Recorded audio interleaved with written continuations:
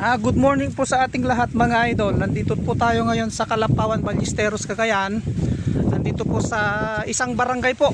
Ito po yung Kalapawan na sinasabi po namin, na isa pong lugar dito sa barangay Barangay Pugo, o sitio po ito ng Barangay Pugo, ang Kalapawan. Lubog na po mga idol. Ipapakita ko po sa inyo yung itsura po ng barangay na ito. Ito po mga idol, tignan nyo po. Ito po daanan nito hanggang doon sa dulo. Bali itong daanan na to sa tabi po ng irigasyon. Kaya lang umapaw na yung tubig hanggang doon sa dulo. Kasi marami na ring mga bahay na nalubog hanggang doon sa dulo, hanggang dito sa papunta rito. Bali ayan po, nagbabangka yung mga tao. Ayun, tignan nyo, nandun sila lumilikas na yung mga iba. Bali ito yung mga sasakyan naipon na rito sa gilid.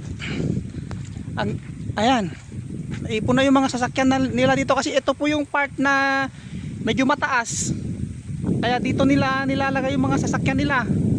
Bali ang ginagawa nila, pagka pumupunta sila sa bayan, gumagamit sila ng bangka. Ito yung bangka.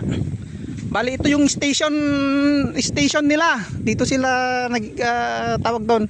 Ito pagpampangan da. Ito pagrugyan da nga agbangka mga idol. Tapos ito pagluganan da nga agbalbalase mga idol ne. Kita nyo ti plaster ta.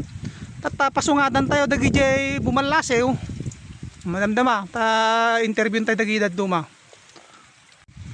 Ayun po mga idol, tignan nyo yung mga tao talagang dumadaan na sila sa sa may daanan, pero hanggang hanggang kilikili na yung tubig.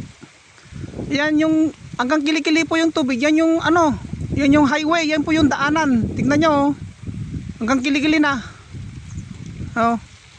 Mga iba lumalakad na, talagang sinulong na yung yung lalim ng tubig para lang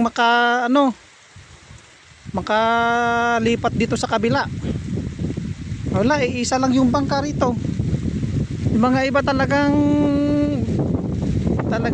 nakikipagsapalaran na dumaan mismo sa daanan, kaso yun nga malalim na. Kung patuloy pa rin yung tubig, kung patuloy pa rin yung ulan, sigurado na hindi na yan talaga madadaanan. Talagang kailangan na talaga ng bangka talaga yan. Hindi na sila makapaglakad dyan sa tubig na yan. Ngayon pa lang hindi na